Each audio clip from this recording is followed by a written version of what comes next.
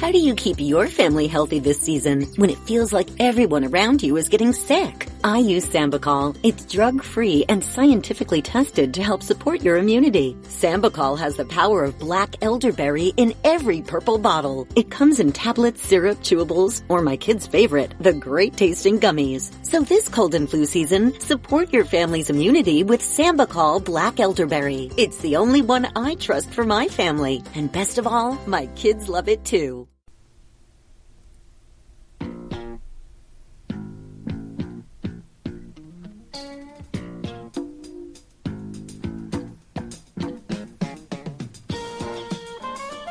Welcome to On Trial, starring Mark Radulich, also starring Sean Comer. Hope you're ready, Hollywood, because you're on trial.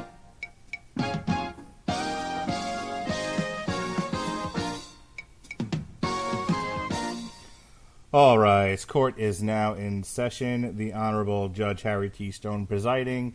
This is On Trial, the podcast that puts all your sacred cows, your favorite movies, your obsessions, your wonderfulness on trial. I'm your prosecuting attorney this evening, Mr. Mark Radulich, and on the docket is Stanley Kubrick and Stephen King's The Shining, which had its release date May 23rd, 1980. I was 4 years old, or 4 years young, however you want to look at it, here in the United States. Joining us for the defense, he thinks he's got the easy job tonight. I'm going to show him. Ladies and gentlemen, it's Sean Comer. How do you do, sir? I feel decidedly guilty about referring to this as Stanley Kubrick and Stephen King's The Shining. Well. Stephen King disowned this shit. Hey, I have a question for you. Okay. Indulge me my laziness. Spare me a Google search. Was there like a defense attorney on Night Court? Like, was there a PD or somebody? Because as fond as I am of this show, I remember Dan Fielding. Marky Post was the defense. Was she the defense? Yeah, okay. She was the public defender. God, I need to sit down and watch me some Night Court. I really, really do. It was somebody before Marky Post. I mean, there were the original like pilot cast was significantly different. And then Roz replaced one of the bailiffs, the elder woman. Yeah. And then Marky Post was the second or third, I think, PD, but she was the cast member that stayed. She was the PD that stayed the longest. And I think that's it. I think the original cast was Dan, Harry, Bull, and Mac. Marky Post in her prime was an absolute gem. Yes, I don't know what she went on to do after that, but that's the thing that I remember her for. I seem to remember she had like another sitcom or something on ABC, and that's about it. I don't remember what the hell it was called. And John Larroquette would go on to do the Date Night with Bruce Willis. He did Date Night with Bruce Willis. He had the John Larroquette Show. Yep. He was the opening narrator for The Crawl in both Texas Chainsaw Massacre and the severely underrated remake. He just did a lot of John Larroquette things because of that velvety, smooth vocal impregnation voice. Mac would turn up on a few things here and there. I think Harry Anderson might have done a show in Vegas. I don't remember when Night Court ended. Oh, bless Harry Anderson. So The Shining. The Shining. Yes. Do you want to get sued, laddie? Okay. What was your take on this? What did you think of it? Straight. We can get more into the more detailed opinions at the end, like we usually do. But I saw this years and years and years ago, and a lot of it I didn't remember. So watching it again today, friend of the show, in quotes, Gavin Napier apparently loves this movie and thinks it's perfect. And I've gotten to the point where arguments through Facebook chat are become a thing of everyone sort of defending their sacred cow by putting down your sacred cow and not actually talking about the movie itself or the television show itself. Yeah. So gotta be blunt with you, Mark. That exact trope right there, observed many times over, is why I don't take part in the Facebook chat very much. Believe me, I understand. I try not to. Yeah, I just at nearly 37 years old in a few weeks, I have finally run out of the patience for that. Right now I am Abed Nadir from Community. I just like liking things. Yeah, I definitely had some opinions about. I have personal opinions, and then I have craft arguments that I'm going to make when we get to that part of the show about The Shining. There was a comment made about, get ready for Mark's complaints about haunted houses and how he doesn't like the horror genre. Boy, is that the least of my problems with this film. I don't think Kubrick knew what he wanted this to be.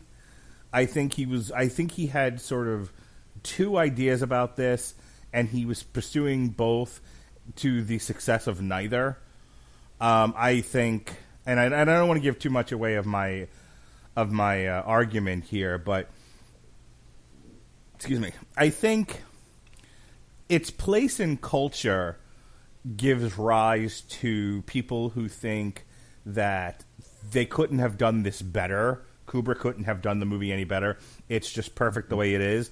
But I have arguments in my head that I'll be sharing in a bit about changes in cast, changes in direction, and I think you have a superior picture if it only serves one of the masters Kubrick was trying to serve, not trying to serve both of them.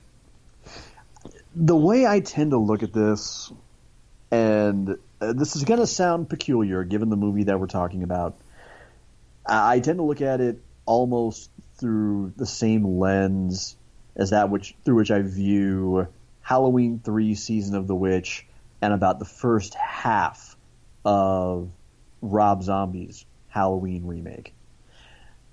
And that is, it's a really great movie as long as you don't try to associate it too closely with its source material.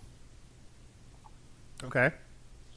As an adaptation, it really falls flat on its face in terms of doing justice to King's original work and what he was trying to say with it at the time. And of course, you also have to understand Stephen King in many ways wove a lot of autobiographical threads into his stories, perhaps none more so than The Shining, at least up to that point. But as Kubrick's first attempt at a horror movie, it's outstandingly creepy. It is superbly unsettling. It is visually memorable and jarring, and in that regard, it succeeds on so many levels. But for something that's supposed to be a version of The Shining, it's like saying that Juggalo thing that Jared Leto dressed up as one time was supposed to be the Joker.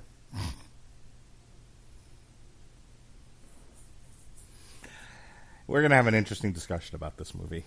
Clearly. All right, give me those notes, baby. Okay, well, hang on. Let me page down in my notes just a little bit to sort of find a good starting spot. So, at the time this came out, Stanley Kubrick was actually coming off the heels of both a box office and a critical flop, Barry Lyndon. Being the immensely visually oriented director that he was, he had made a period film about an Irishman trying to finagle a seat amidst the British aristocracy.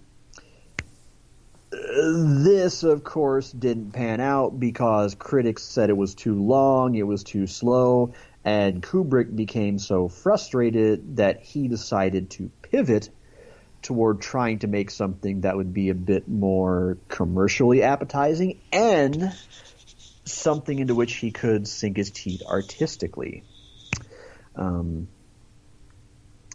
Legend has it that Kubrick's staff brought him just stacks upon stacks upon stacks of horror stories to his office so that he could read them.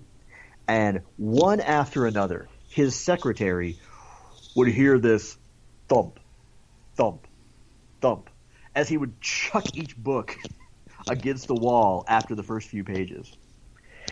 And the moment she got an inkling that maybe he was onto something was when the thumps stopped for a while. She noticed that she hadn't heard a concussive thwack in a bit. And when she walked in, Kubrick was just positively balls deep in The Shining. And later, demonstrating that maybe he didn't entirely understand the story, he would say, quote, "There's something inherently wrong with the human personality.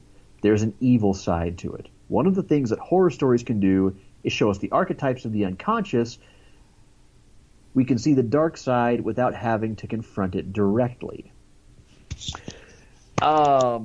That's not entirely the intent of The Shining, which is evident in what we eventually got.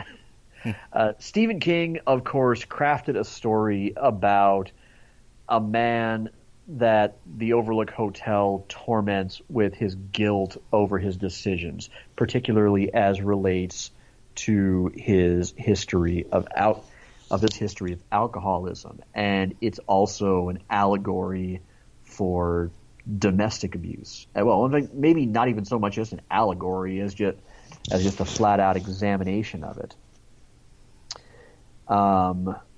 in which you see a mostly good-hearted but flawed man just gradually driven insane by the isolation and the supernatural cloud of power about the Overlook. The story that Kubrick ended up telling was one in which an already unhinged asshole had the volume of his assholery dialed up to 11 by the presence of the hotel, and became a super king Kamehameha asshole who attempts to slaughter his whole family. And there are also themes in which the pervading belief is that members of the Torrance family and the Grady family are sort of doomed one generation after another to reincarnate and repeat this exact same same cycle of,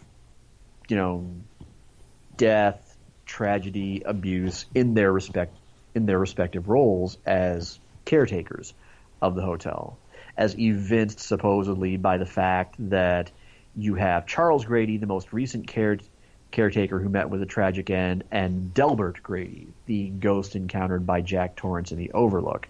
The fact that you have Jack Torrance, who is told by Delbert Grady, "You've always been the caretaker here," and then we zoom in on the hotel, and we see someone who apparently lived in the 1920s who looks an awful hell of a lot like Jack Torrance. Which interesting theory, but it certainly doesn't carry the emotional weight of King's novel. It doesn't carry the feeling. It doesn't quite carry the richness of character that it does. But it's still a fucking terrifying yarn. You mentioned alternate casting possibilities, and this was tremendously interesting. Nicholson was Kubrick's very first choice to play Jack Torrance. So, fitting that he got exactly what he wanted. However, just to sort of play what might have been, Robert De Niro was also considered. He would later claim the film gave him a month's worth of nightmares. Harrison Ford, and possibly the most interesting possibility to me was Robin Williams. I mean, take a moment. Don't imagine like super duper zany Robin, but some combination of 24-hour photo Robin and insomnia Robin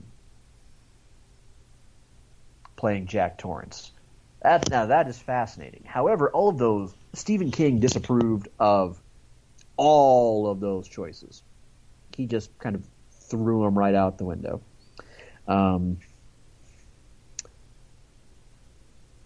Let's see. Oh, and also, King was really not especially fond of Shelley Duvall playing Mrs. Torrance. Didn't like her at all, felt that she was there just to kind of scream and run away as opposed to being an actual character. Actually kind of bringing her to life. Over the course of 6 months, Kubrick sent husband and wife team Leon and Kirsty Vitale to Cincinnati, Denver, and Chicago to screen over 5,000 boys to play Danny, and those cities were kind of strategically chosen because Kubrick wanted a boy with an accent somewhere between Shelley Duvall and Nicholson's speech patterns. And Kubrick always being just kind of a little bit quirky and inexplicably cerebral, kind of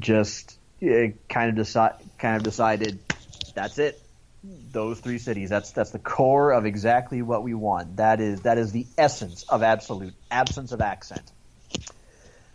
And of course, the production difficulties would spill over into this being an absolutely nightmarish shoot, according to virtually every actor who was involved, especially Shelley Duvall and Jack Nicholson. Nicholson became so frustrated with the repeated script changes, that most of which would happen on almost a weekly or daily basis, that he would start just actively throwing away copies that he was given under the rationalization, why bother? You're just going to change it anyway. And would typically only learn his lines just about moments before he actually had to be on set shooting.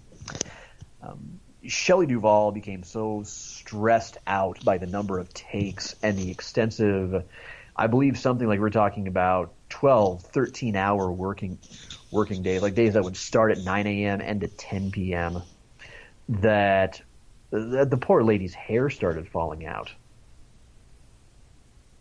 Which, I mean, yeah, it lends to her being absolutely shaken to her core and looking exhausted and just being frayed down to her last nerve. But my God, what a price to make an actor pay for that.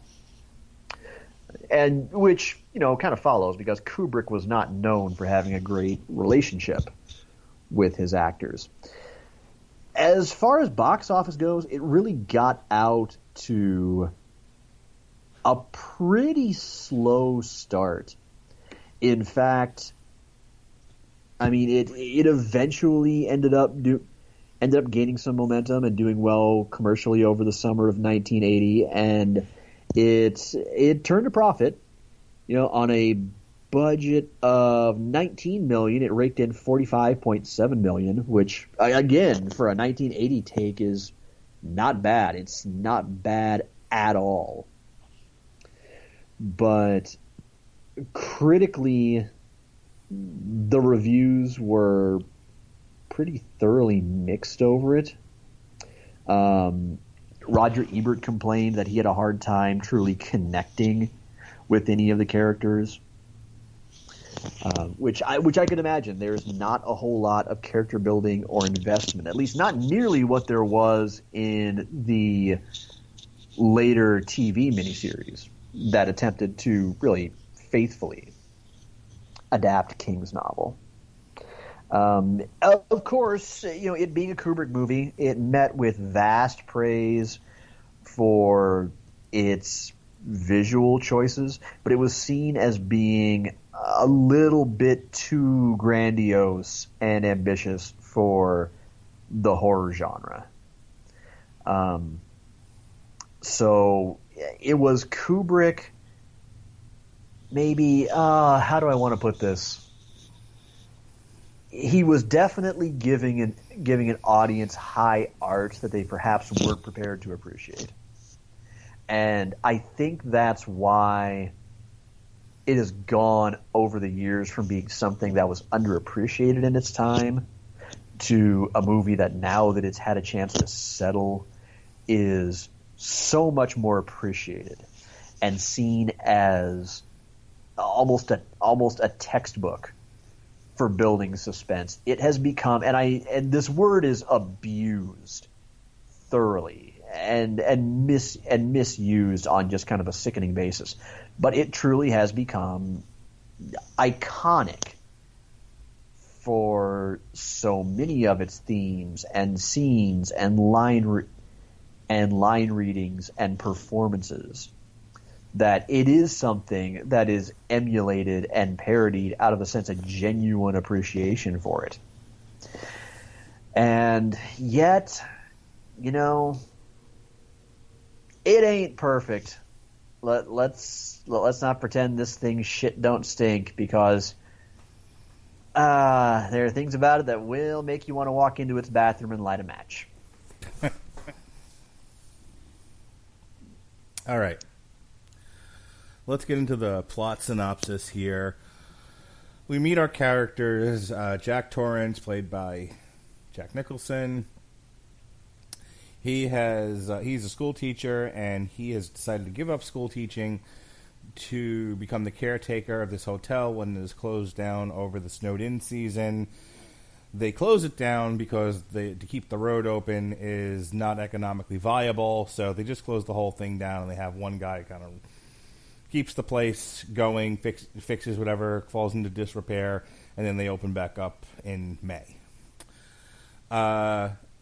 Jack believes this is a great place for him to focus on writing, since he's not going to be a school teacher anymore, and draw a paycheck. So that's the plan. He's going to move his family, who is his wife Wendy, played by Shelley Duvall, and their son Danny, to the Overlook. And the first hour, 2, 3, 4, 5 hours of this movie is spent just getting to know this family to a degree, and more getting to know the Overlook. There's a lot of touring this vast hotel and getting its history, to the point they make a point of saying that a previous caretaker got quote-unquote cabin fever and killed himself and his family, not necessarily in that order. So, something for Jack to keep in mind. Jack says, it's not going to be a problem. I love my family. I would never kill them. There's no evidence of that in this film, but I digress.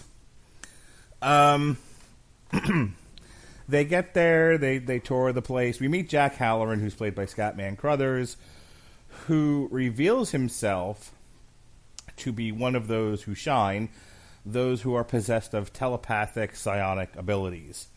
You know who also has those abilities? Danny. That manifests itself, as he says, in a friend that lives in his mouth and hides in his stomach, named, I believe it's Toby. Toby? Tony. Sorry, Tony. Yes. Thank you.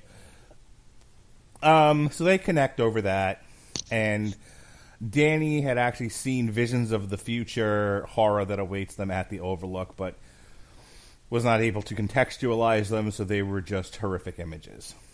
Tony, by the way, also warns Danny this is a terrible idea and they shouldn't do it, but he's a child and has no choice in the matter. So, things start off innocently enough. Jack feels like he's always meant to have been at the Overlook. He feels very home there, and they're making their life for themselves. Shelley Duvall is seen making breakfast, and the kids playing around the hotel. He's in the maze, or he's riding his little tricycle. Occasionally, he sees a ghost, and Scatman Crothers warned him, don't go into room 237. There's nothing for you there. Don't go there. Which, of course, later on he will, because the door will be open, and curiosity, killing cats, and all of that. Over the passage of time, Jack's behavior starts to become more erratic. He becomes more flippant and defensive and angry, and starts step after step after step descending into madness. There's a bit where, as I said, Danny goes into room 237, comes out with a bruise, and even though there's no liquor in this place, and they made a point of saying that, Shelley Duvall accuses him of getting drunk as he had once before and hurting the child as he had once before. But Jack has given up booze for the past 5 months or longer, so he feels attacked and derided and unjustly accused, and so he wanders into the ballroom where there's a ghost bartender, and he drinks ghost bourbon. And he proceeds to talk about the negativity of marriage. But then Shelley Duvall, in a scene we never see, tells him, hey, it wasn't you, clearly. It was an old woman that's running around this hotel that we've never seen before in the month that we've been here or whatever. So he goes and checks it out, where he runs afoul of the infamous naked woman in the bathtub, who's, of course, a decrepit old, and upon reflection goes from hot naked woman to decrepit old woman. Some more descent into madness. There's some nastiness between Duvall and Jack Nicholson. Along this time, we have Halloran and Scatman Crothers, who thinks it's just has a suspicion things are not going well at the Overlook and tries to get in touch with them. When he can't get in touch with them, his suspicions are more or less confirmed. So he makes his way from Florida, where he's enjoying his time off, back to the Overlook to investigate, because he knows the history of the place and he knows things are probably have gone off the rails. Getting to the point, Jack has erupted into outrageous madness. He has had enough. He runs into a ghost. This is now the second time he's gone to this ballroom, and he runs into, I believe the ghost is Grady, and Grady says, your wife needs to be disciplined, as does your son. And oh, by the way, your son has made contact with Halloran and getting him involved, and you probably need to clean this up before it goes sideways for you.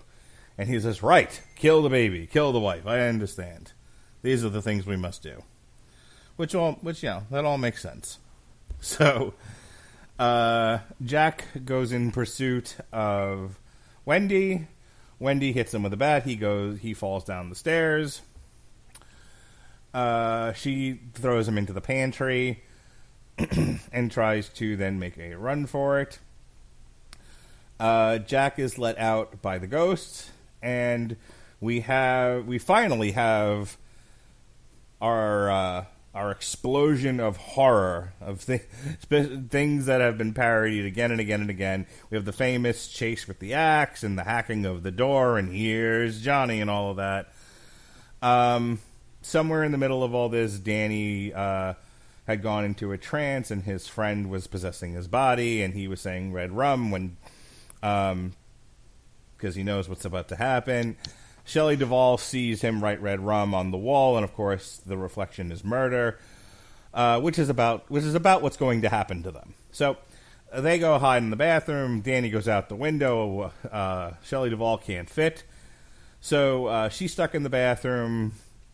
Jack tries to hack his way in there. She cuts his hand. He backs off. About that time, Halloran gets there. And so Jack goes after Halloran. And for Halloran's troubles, he gets an axe to the heart. This gives Shelley Duvall an opportunity to try and escape and look for Danny. Jack goes pursuing Danny outside where it is snowing and cold and awful.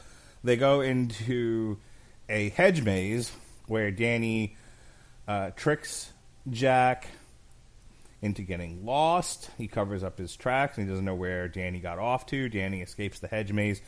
Jack freezes and dies. And Shelley Duvall and Danny leave the Overlook. That, in a nutshell, is The Shining. All right.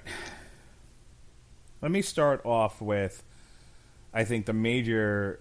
Here's what I was talking about as far as it was serving two masters in terms of themes and whatnot. Kubrick seemed to want to do a psychological piece about the descent into madness. Excuse the parlance, he wanted to do basically a mind fuck, which is very doable with the source. I've never read The Shining, so I say this based on what I'm seeing in this film, which I realize is not the best interpretation of the book The Shining, but for sake of argument, there was probably enough in the book The Shining that you could have done a mindfuck film. But he also seemed to want to make a horror movie. And not that I say that all horror movies have to have gross imagery and jump scares and stuff like that, but those things help. And he seemed to want to do a haunted house movie with creepy ghosts that are, tormenting our heroes. And he tried to do both, and it's not to say that you can't do both. I think a mindfuck and a haunted house with ghosts can work together. I don't think he was able to figure out the formula to really bring that to life. This fails, I believe, as a picture of a man falling into madness, and I'll explain why in a second. But I also think it fails as a horror movie. As a character piece about a jerk who struggles with alcoholism, gets fed up and tries to kill his family, it works just fine. But that's really not what he was trying to do. That may have been an element of it, but that's not really what the film is supposed to be. But honestly, that's the only part of this film that's successful. Which brings me to characterization. This is not a very interesting... Jack Torrance is not a very interesting character. He's played interesting. Jack Nicholson's a hell of an actor. And Jack Nicholson doing crazy pants and, and hamming it up and chewing the scenery and throwing an axe around, that's all good stuff. And that stuff was fun to watch, and that is interesting, and I wouldn't necessarily call it terrifying. But, watching Jack Nicholson say, what do you have, bub? Hair of the dog that bit me. Yum, yum, yum, yum, yum, yum. All right, great. So, Jack Nicholson, despite his frustrations on set, clearly having fun with the material.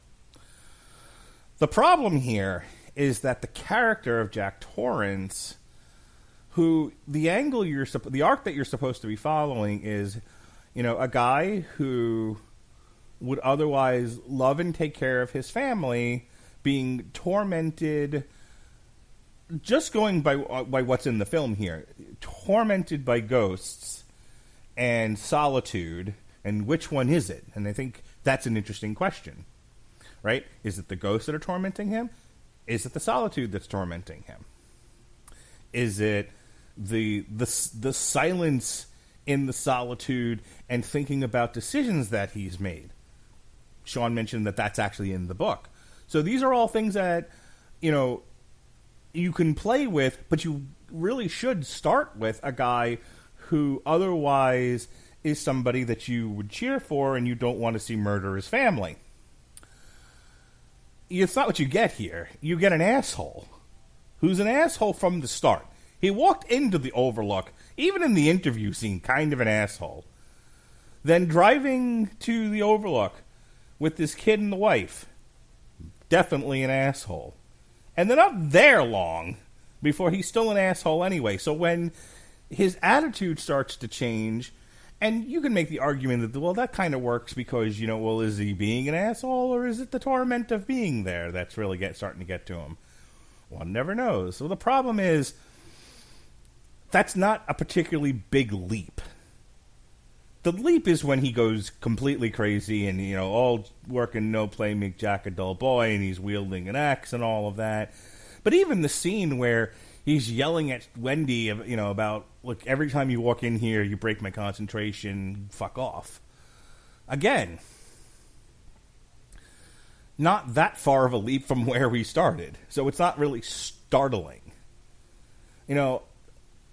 Kubrick focuses so much on atmosphere, which is not a bad thing, that he kind of does the Alfred Hitchcock thing of actors are just moving scenery. Like, you don't see them as people is the problem here. People who are now being affected by their setting and by their choices. They're just people in a situation reacting to things. And so the long and the short of it for Jack is, because he starts off in a very similar place to where he ends, it's not a very interesting journey to follow him on. Let me stay with Jack for a second. Jack Nicholson was not a great choice for this character. I'll tell you why. People are like, what? He's awesome in this. Cotton. I'm not saying he's not. I'm really not. I just went through a whole thing about how he's chewing scenery and having fun. He's actually dynamic and interesting to watch. I loved the scenes at the bar for the performance, outside of everything else. Why this isn't a good choice is, even with the script as written by virtue of what we see on screen, there are other actors that convey with just their facial features, their presence, that convey empathy, that elicit sympathy. I actually think Harrison Ford might have been a better choice for this. Harrison Ford, we talked about this when we talked about the Tom, what's the name of the author trilogy? Hunt for Red October, Patriot Games. Tom Clancy. Thank you. The Tom Clancy trilogy, how Harrison Ford just kind of lives in a state of befuddlement. He, the camera's just on him and he doesn't know what's going on anywhere at any given time. In Star Wars, he was as cool as the other side of the pillow no matter what was happening. And that's just his face, especially in 1980. Okay? If I think Han Solo in this situation, even if you write him as a jerk, like, Harrison Ford's adorable. I don't hate you, Harrison Ford. I stay mad at you. Let me pinch those cheeks. You're so cute. Harrison Ford, you can't be a jerk. You're adorable. So that's the actor you need for that role, if that's how you're going to write him. If you're not going to write a decent man who falls prey to his own, who falls prey to ghosts and solitude and his own shortcomings, then you should at least start with an actor who, devoid of everything else, starts off looking that way, physically. And then a good enough actor will, despite those intrinsic traits, start to perform crazy pants for you, which Harrison Ford can also do. Robin Williams at that time, maybe. The problem is, I think once you get to crazy pants, then you're into cocaine, Robin Williams, and now you've gone too far. So maybe Robin Williams with a director directing him with a gun to his head, calming him down a bit, might have also worked. Robert De Niro, definitely not. Robert De Niro elicits no sympathy ever under any circumstances. No. So this is casted all wrong. Because it's basically, as I said, a straight line from where we start to where we end with this character. with a little bump at the end. Shelley Duvall tries her level best. There's probably a reason why the only other two movies I can recall her being in were in Nashville and Popeye. And quite frankly, she's awesome as Olive Oyl, and I can't get that out of my head. I kind of wish she had channeled more Olive Oyl for this role. Then she would have at least had a personality other than Southern Mom. That would have been really a whole other take on the chemistry between Robin Williams and Shelley Duvall. That would have been a triumphant return to the screen. Robin Williams and Shelley Duvall and Stanley Kubrick's The Shining. In a parallel universe, that's what happened. Oh shit! Well, now I don't so much want to see Robin Williams and Shelley Duvall locked up as Jack and Wendy Torrance. I want to see Robin Williams and Shelley Duvall locked up in the Overlook as Popeye and Olive Oyl. Oh, Popeye! Here's Popeye. He's riding a tricycle around the hotel. Oh, it would have been perfect. It's like, oh, Popeye, there's Ghost. And he eats the spinach and punches the ghost. Be great. Paging Ben Cologne. Paging Benjamin J. Cologne. We need somebody to do The Shining starring Popeye and Olive Oyl. Someone make that happen. Ben.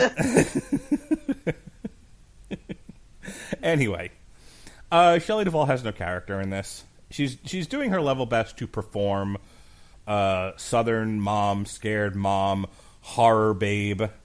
And yeah, look, I buy that she's genuinely terrified of a guy coming at her with an axe. And watching her swing that bat has to be like Robert Winfrey watching bare knuckle boxing. It's just awful. Like, that's not how you swing a bat, lady. But that's the problem is this is a 2-hour and 24-minute movie. At least that's the cut that finally made it to the screen. And you're watching one guy who starts off negative and only gets more negative. You're watching Shelley Duvall, who makes no changes and is not interesting and is just reacting. And then there's the kid, who and this is where I feel like a lot was left on the table, and there's so much more that could have been done with the kid in Hollerin', to where you really start to get a sense of his power and what it means and how it affects this hotel, how the hotel is affecting him. But what you're left with is the kid yelling "Red Rum," or you get his back as he's driving the tricycle around. There's not enough of the kid and how the hotel is affecting him or he's affecting the hotel. Not enough of his use of his power. He's honestly made... It's almost like Kubrick said, "We'll make the kid part of the scary part of the movie. You know, and we'll make him sort of an unreliable character. Is he going to kill Shelley with a knife, or is he just saying, hey, warning, warning, Will Robinson, we hit danger afoot?" And that's fine. It's minimally effective. My problem is there was potentially more you could do with this, and that takes away from my appreciation of it. And ultimately, that makes me criticize the film more. When I'm, granted from a Monday morning quarterback point of view, saying there's so many ways you could have gone with this film and so much more you could have done with it, I then can't say it's also a good film. It's hard for me to reconcile those two things. I think everyone's trying, but I don't think there's a clear vision of what this was supposed to be. I think it's muddled. I think the characters are kind of static. And I don't think this is a very interesting story. There was potentially an interesting story here. I love the idea of... And then they do nothing also. They give you this bit of... If I have to hear one more time in an exposition dump that such and such thing was built on an Indian burial ground, I'm going to throw something across the room. But at least Poltergeist made a point of doing something with that bit where, you know, the Indian burial ground swallows the house. You know, you have Craig T. Nelson shaking the one guy going, "You didn't move the bodies! You didn't move the bodies! What's in the box?" All right, that's a different movie. So, this is like, it was built on an Indian burial ground, and Indians were shooting at them as they were building the place. And then there's a lot of inference there, but I don't think anyone even remembers that detail by the end of the movie. So, I'm not saying there had to be like a ghost of an Indian smoking a pipe and going, "How, white man?" But still, give me something. That's it. I don't want to belabor the point. Those are my major issues with The Shining. I think valiant effort, but ultimately undone by a lack of vision and a lack of dynamic characters. And ultimately a poorly casted Jack Torrance. Your witness, sir. What we have here is a cover song. It's All Along the Watchtower.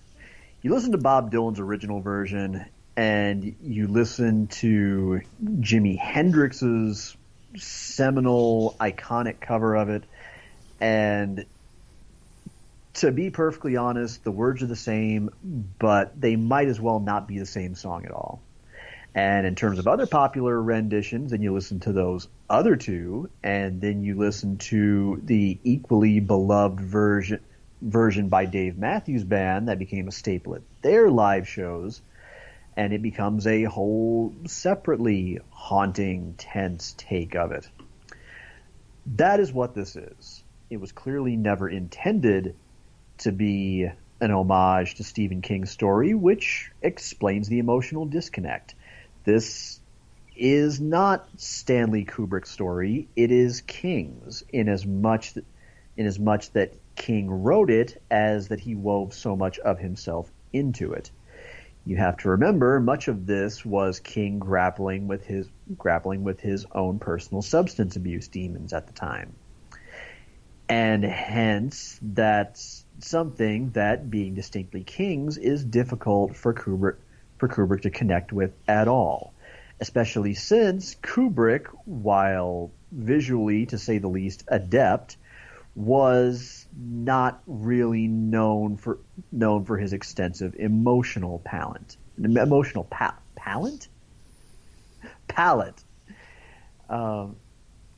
He was more highly revered for his cinematic vocabulary displayed in 2001: A Space Odyssey and Barry Lyndon and Dr. Strangelove and A Clockwork Orange, and to a much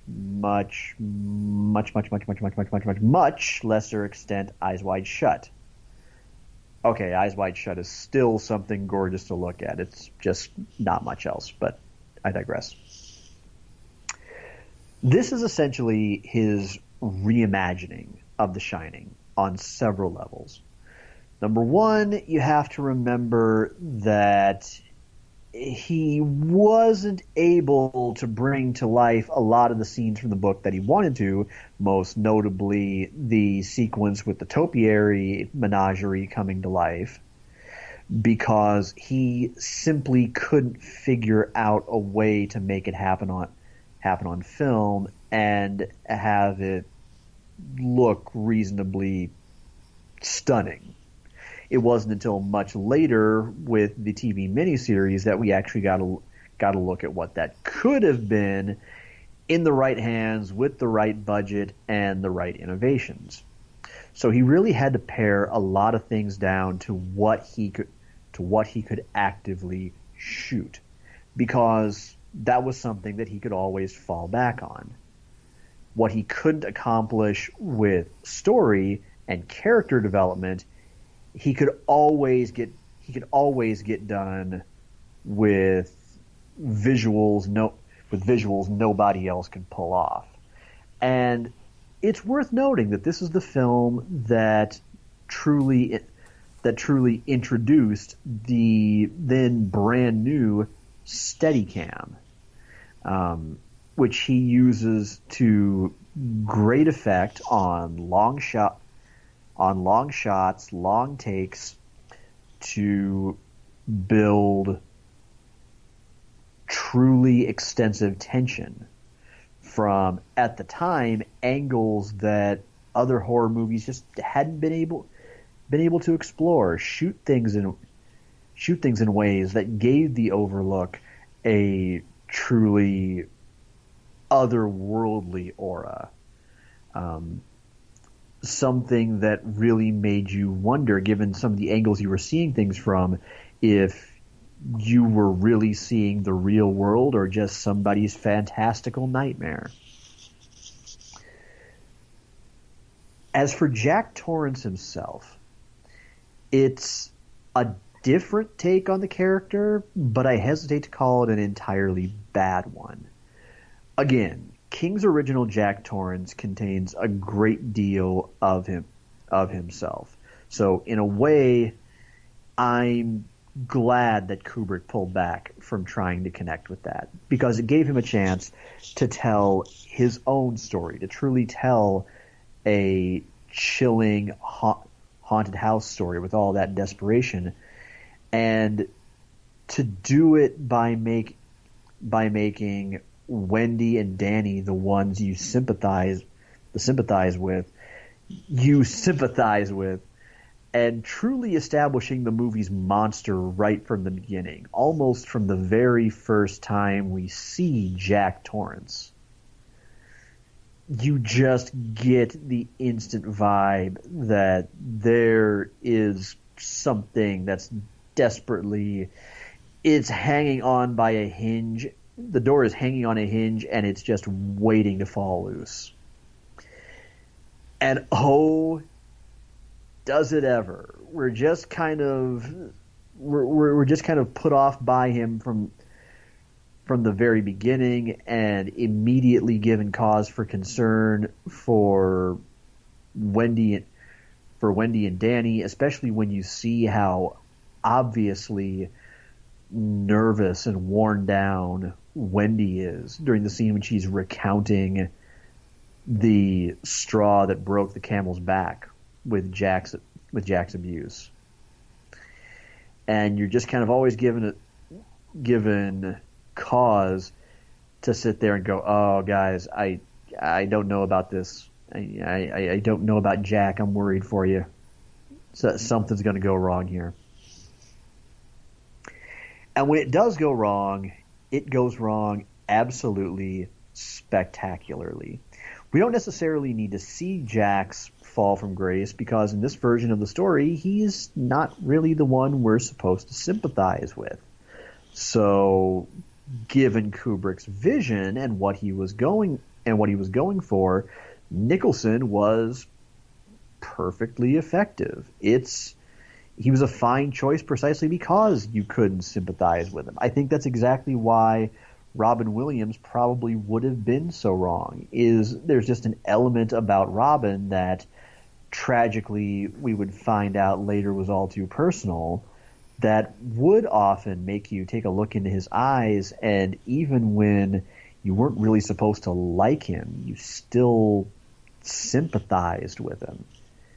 Something still kind of tugged at your heartstrings.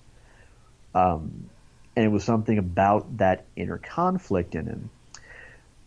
As for Robert De Niro, no. It never, ever, ever, ever would have worked. He was too much of a physical presence, of an intimidator at the time.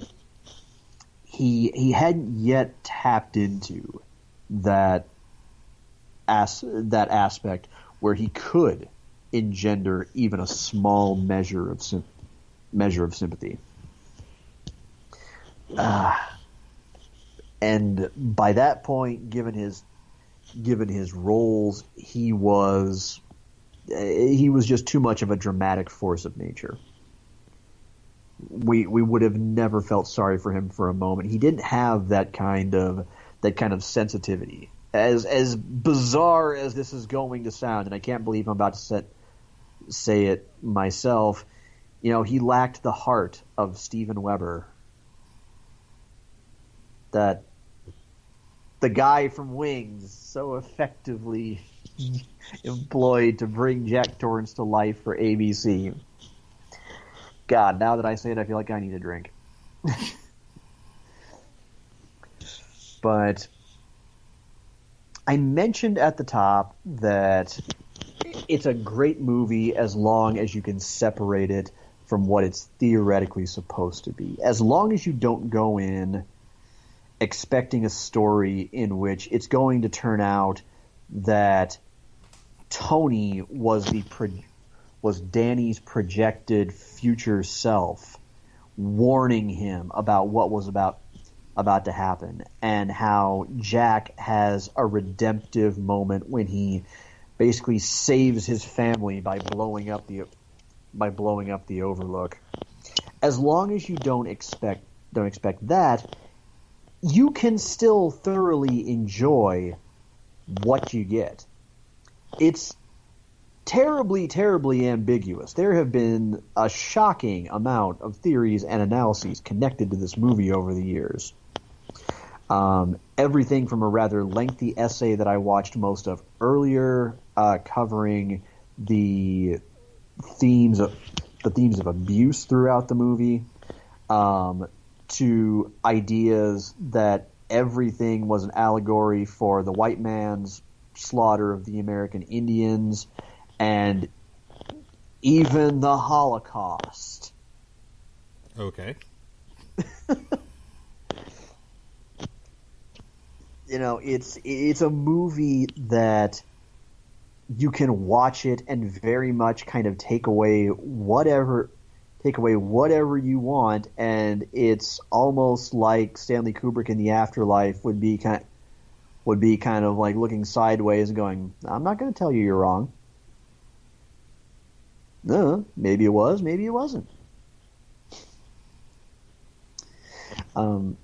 Again, Kubrick was an auteur.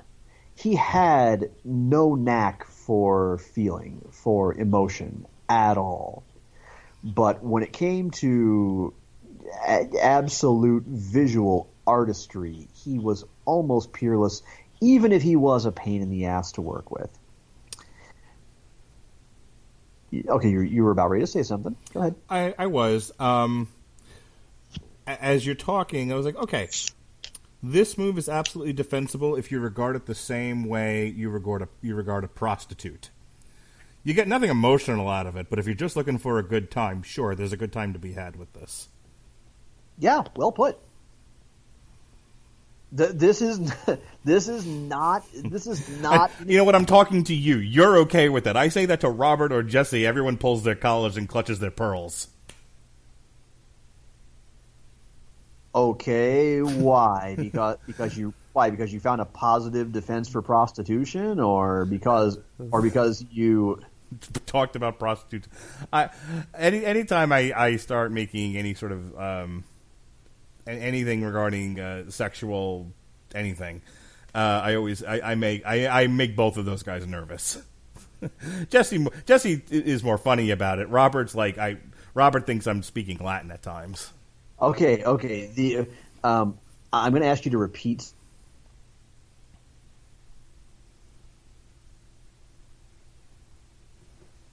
Thing. Hey, you went away and then you came back. Okay, I'm here. Let's re-edit that. You cut off right at the part where you said, "Anytime I start talking about sex work." Oh, anytime I for example, I think I called a comic book like a 10-minute hand job. And Jesse laughs, but but it's one of those like, ugh, like, why must we always play in the mud? When I do that stuff with Robert, it's always like I'm speaking Latin to him. I'm not sheltered. I'm not deprived. Hell, on my stream, I currently have a subscriber goal that if we get up to 50 paid subs on my channel, I'll stream wearing a sports bra on cam. Fair enough. I was going to say, just how sanitized do you think I'm genuinely going to be? You know what? I'm so used to getting, and not that I was looking for this, but as an aside, I'm so used to saying stuff like that and getting like a yeah reaction that when I didn't get one, I was like, I forgot who I was talking to. Sex is good. Sex is good, dirty fun, and you know what? Legitimate sex work is still work. Don't beat off to him 1 second and slut shame him the next. That's what I say. That's just being a prick of a whole different color. Anyway. But yes, this movie is a whore. You're witness, sir. Yeah. And you know what? It sort of is, because again, you have to remember, Kubrick tried to go artistic and character driven and tried to establish a rich narrative with his previous movie, and it was resoundingly shat upon. In this case, he wanted something that was going to be both commercially viable and wherein he felt like he could artistically challenge himself. And in that sense, my theory kind of is that he might have looked at it and maybe at some point considered actually being ultimately as faithful as possible to King's story. But he then quickly realized when it comes to emotional sensitivity, I'm really out of my wheelhouse, as by all accounts, as a person and as a director. I mean, you were the one who said himself he treats actors as living scenery, and I hardly think you're wrong. But the thing is, he then realized, however, what if I could take the beats that I really like and limit this to sticking to what I'm good at, which is, again, aesthetics. You know, I hesitate to call it sound and fury because that's the kind of descriptor we normally reserve for bombastic, over-the-top action movies. But just possibly telling more of a story with what we see than with what anyone actually at any point says or sets out to convey. You know, it's arguably one of the reasons why he liked so many takes, both because he was a perfectionist, and I imagine he also liked to have a lot to work with. And nor was this the only time that he ever really took somebody else's work and made it his own. Anthony Burgess, while he appreciated A Clockwork Orange, was ultimately not exactly crazy about the way that Kubrick opted for the American published edition's ending rather than the one that was published in the UK. Kubrick just didn't have much of a sense for story. But god damn, he could make visual memories that would last a lifetime, and that's what The Shining does. You have his visuals combined with Jack Nicholson just being Jack by goddamn Nicholson.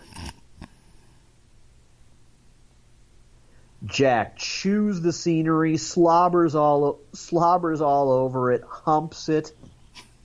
He is truly making love to No, he is fucking the living daylights out of the scenery. Yep.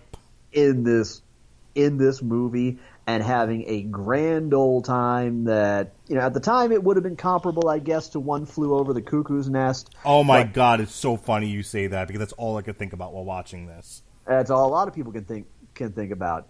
But, you know, if you really boil it down and you consider the wholesome of his work, it's what it really is an indicator that this man would one day make a phenomenal Joker. Yeah, it's the other movie I kept thinking about while I was watching this. Yeah, ain't wrong.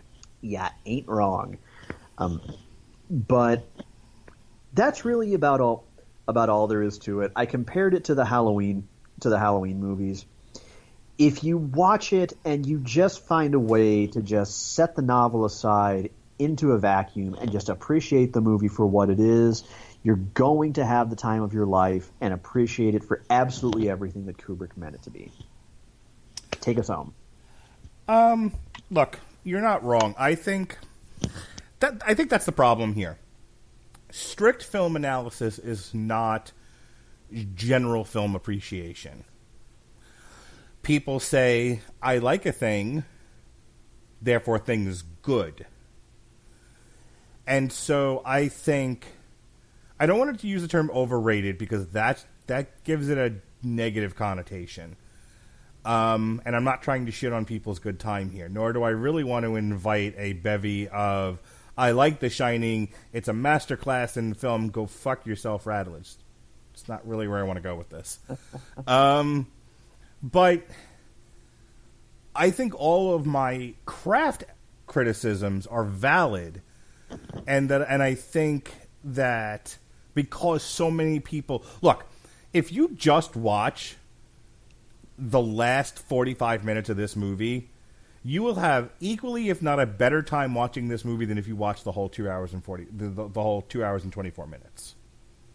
Like, that last bit where Jack has done flipped his wig and he's chasing Shelley Duvall around, all of that stuff, that's the shit that other than the twin girls in the hallway come play with us, that's all the stuff everyone parodies. That's all the stuff that everyone loves about this movie. So you spend all this other time waiting for that one part. Now, that one part is memorable and fun and scary and atmospheric and all of those things that we talked about. But in order to get there, you need the first part of it, which has its flaws. But again, people aren't really watching this for film craft. They're watching it to have they're watching it because they want the thrill that the horror genre gives you. And if you can be patient and wait for it, or, throw it in your Blu-ray player and just go right to that part of the movie, yeah, there's a good time to be had. But if you get nothing else out of any one of my podcasts where we review visual mediums, even the heavy metal albums, I say this sort of thing, it's just because you like it and you had a good time with it doesn't make it good. There is an objective criteria for filmmaking. Mm-hmm. And I'm not saying you have to abide by a biblical set of rules, but, keeping your camera in focus typically would be a good one. Not that this doesn't, but things like that. I think where the film is successful all the way through, and because I was in the position of prosecuting it, I didn't bring it up, but it's worth saying now. Yeah, Kubrick's a hell of a visual director. But that's the thing. If you're not thinking about it and you're not trying to connect with the film emotionally, and you're not going through sort of an interpretive analysis experience, a visual film can be defined as 100% successful for film craft. Once you start getting into the emotionality of it and the ability to relate, when those elements are absent, then you start hacking away at the objective quality of the film. So that I say all that to basically say, yeah, if you're just looking at it, it's a very pretty thing. It's a very interesting thing. It's one of the girls doing sex work on Twitter. You're scrolling through. Look, tits! They're pretty, lovely, wonderful. You're scrolling through. Hey, there's a girl, people having sex. Fantastic. I enjoy this visual. Yep. And maybe some of it stays with you depending on your kink. Who knows? But, then you turn off Twitter and you go on and you do something else. The Shining, everybody. It's tits on Twitter. You're actually not wrong. No, that's not a bad interpretation of it. The only thing I would kind of add on to that is, let me put it to you this way. There's tits on Twitter, as in, I just took a bathroom mirror selfie. Sure.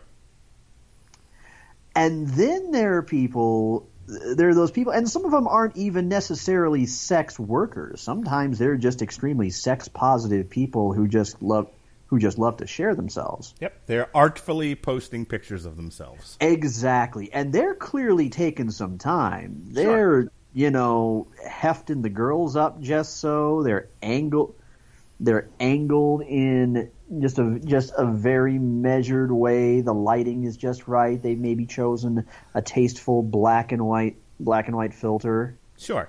So I will go along with that. These were artfully. The Shining is an artfully, tastefully done tit picture on Twitter.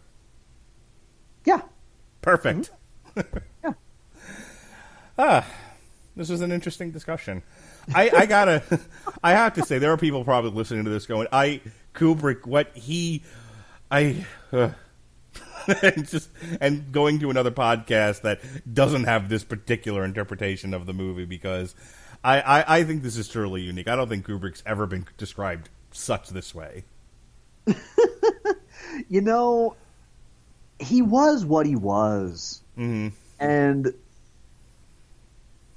And again, he wasn't a terribly emotionally invested storyteller. He never. Isn't that the 70s though?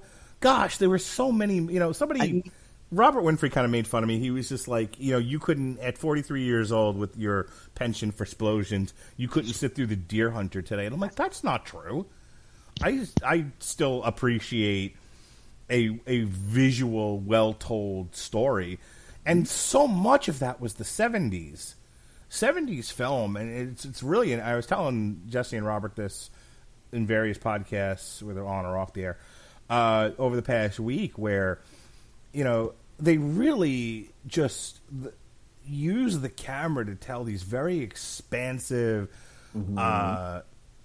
dramatic, atmospheric stories. Mm-hmm. There's a lot of silence in these films. There's a lot of really using visuals to tell your story, and I don't know. Sometimes I think that's a lost art in modern filmmaking.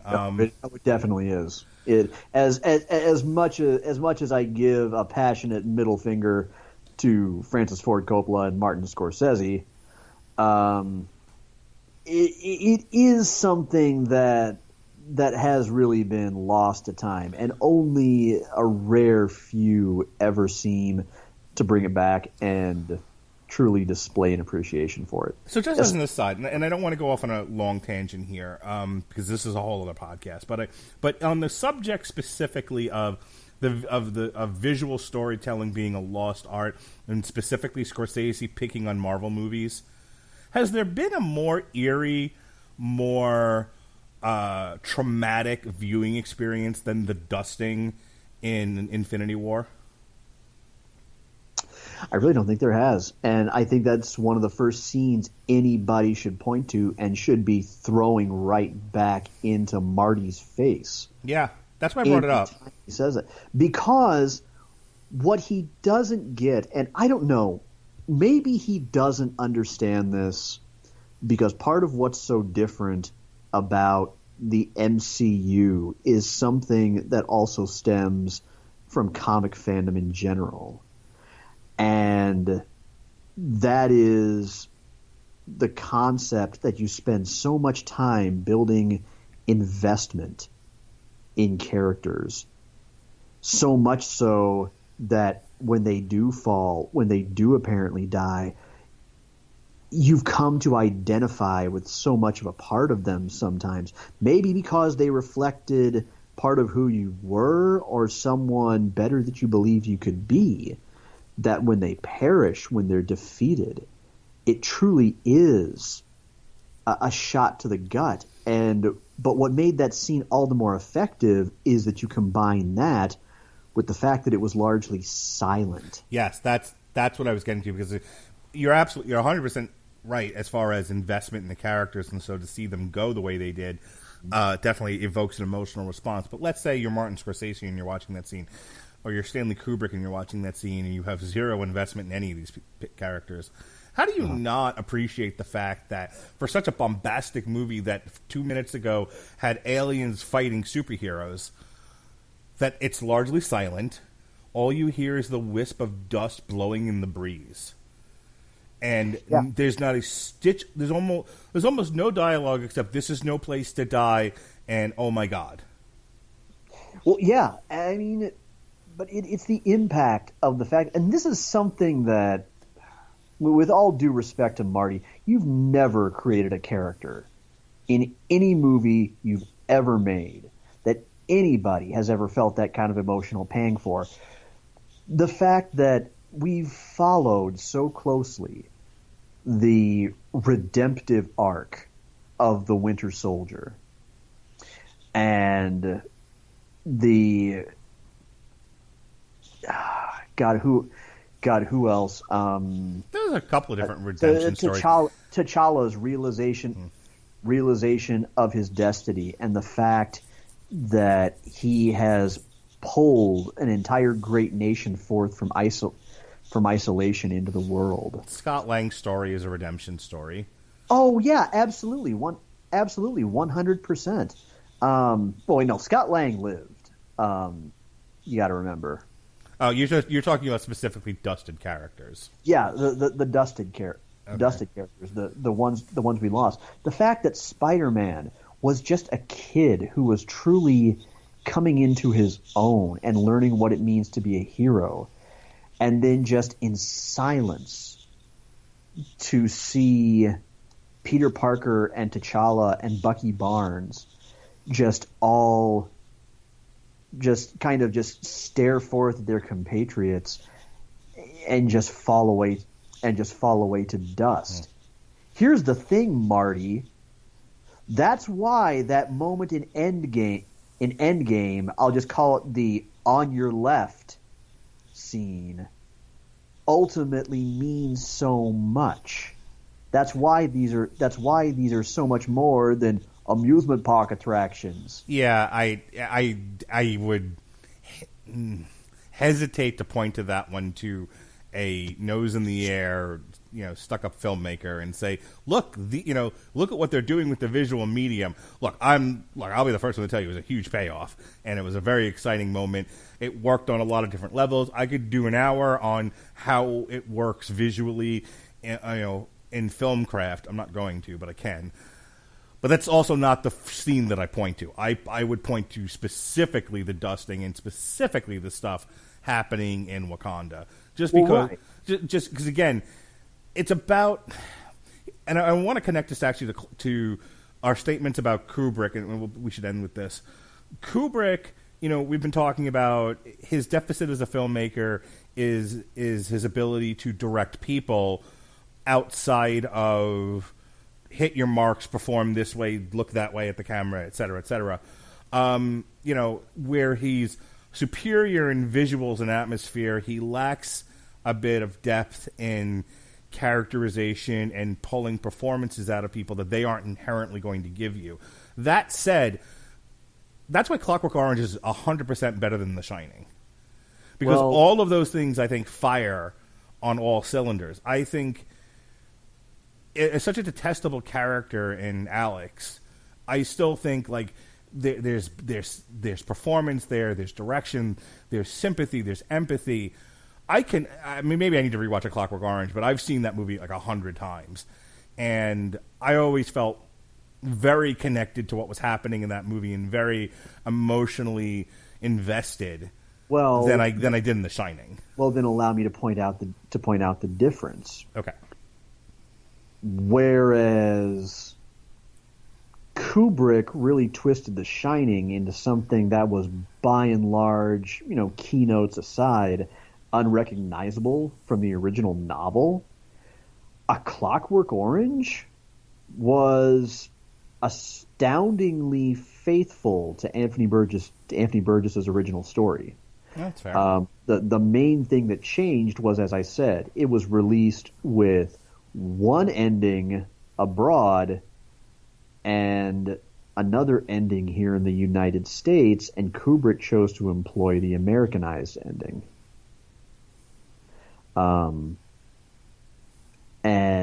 But by and large, other than that, it is very much still Burgess's story. So I don't know that comparing the two, comparing the two is wise because, in The Shining, Kubrick was sort of half-assed trying to tell his own story with the whole thing. And you can't really say, well, but that's not true that he's not a great storyteller. Look at A Clockwork Orange. Yeah, in A Clockwork Orange, he stuck to someone else's story. Who is responsible for Full Metal Jacket then? Story-wise. Like, I'm asking in earnest. I honestly don't know. I've never bothered checking whether that was an original screenplay or an adaptation. Hang on, let's do a little spontaneous research here. Full Metal Jacket.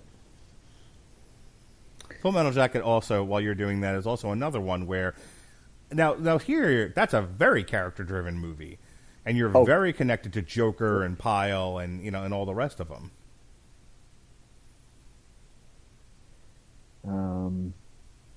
Damn, the Wikipedia article is a ways down. Oh, there it is. No, it wasn't. I just scrolled right past it. Derp. Directed, co-written, and produced by Stanley Kubrick. Well, there you go. Yeah.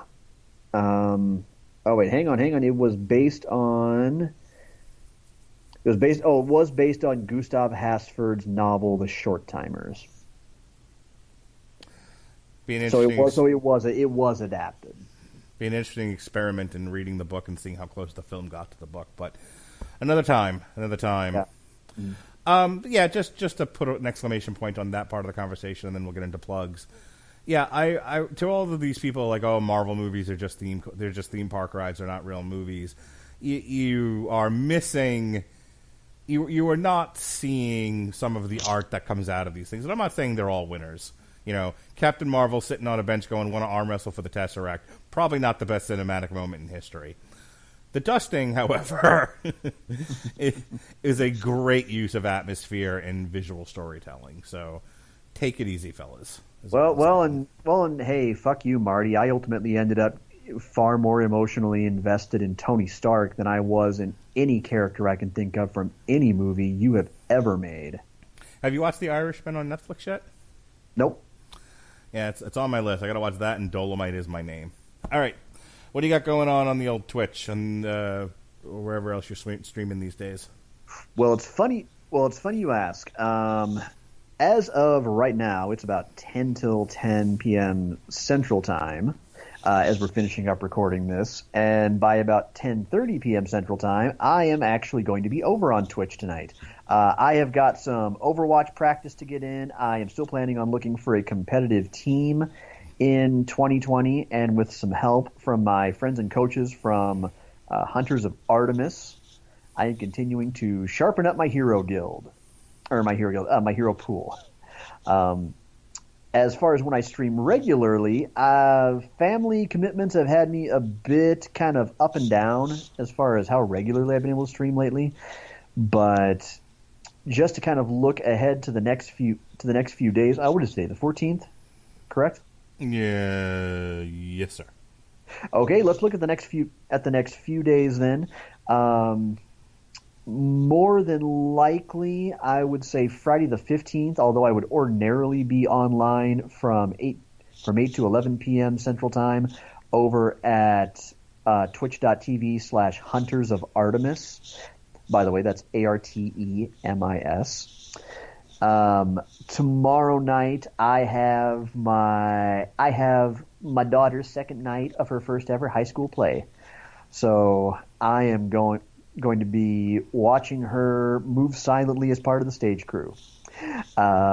Saturday, I am going to have my usual afternoon stream over at the Hunters of Artemis channel from 5 to 9 p.m. Central Time. Again, still playing a lot of Overwatch. And Sunday, it's kind of Sunday the 17th. Yeah, Sunday the 17th. It's a bit TBD because Carrie is going to be coming home from having been away for about 10 days. And so there's probably going to be cuddles and burgers and ribs and Game of Thrones watching. Monday the 18th, I am off, but I plan to be back on my schedule starting the 19th through 21st from 6 p.m. to 9 p.m. Central over at twitch.tv/Comer Codex, COMER CODEX. And then it's back around the bend to my usual weekend schedule for Friday and Saturday. Alrighty, folks. So this has been Stephen King week all week long. We did Stephen King's End on Source Material, Dr. Sleep on Damn You Hollywood. We took a break to talk Rumahoy, Time to Party.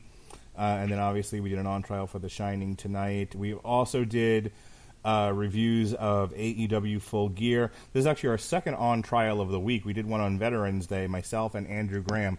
Andrew Graham made his debut on trial with charges he brought up against 13 Hours, the story of contract security in Benghazi. So that was fun. People seem to have enjoyed that. Next week, we've got The Boys Volume 1. For those of you that simply wish I would walk into the woods to live deliberately and not be on source material anymore, you got your wish. That's just Gavin and Jesse. However, myself and Robert Winfrey will be doing a Damn You Hollywood for Ford versus Ferrari. Myself and Alexis Haina will be reviewing She-Ra Season 4, and we'll be reviewing Dragon Force Extreme Power Metal, and then myself and Jesse Starcher will look at The Boys Season 1. We've got boxing coverage, MMA coverage, all kinds of stuff for you.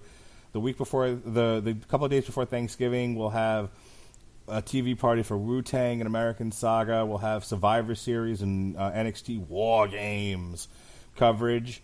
And finally, we're going to do something real fun on the Metal Hammer of Doom. We're going to review Wu-Tang Clan.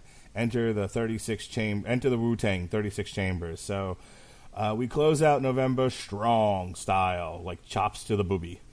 All right. For Sean Comer, this has been On Trial. Court is now in recess. Be well, be safe, and behave.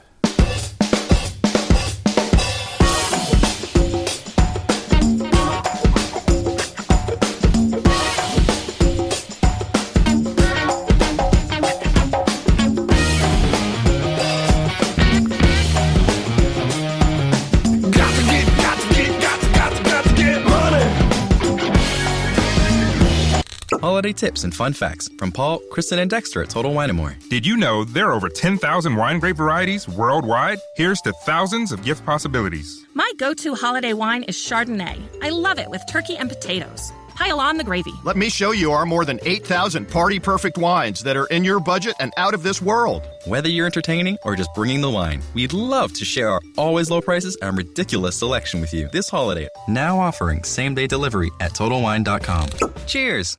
Holiday tips and fun facts from Paul, Kristen, and Dexter at Total Wine & More. Did you know there are over 10,000 wine grape varieties worldwide? Here's to thousands of gift possibilities. My go-to holiday wine is Chardonnay. I love it with turkey and potatoes. Pile on the gravy. Let me show you our more than 8,000 party-perfect wines that are in your budget and out of this world. Whether you're entertaining or just bringing the wine, we'd love to share our always low prices and ridiculous selection with you this holiday. Now offering same-day delivery at TotalWine.com. Cheers!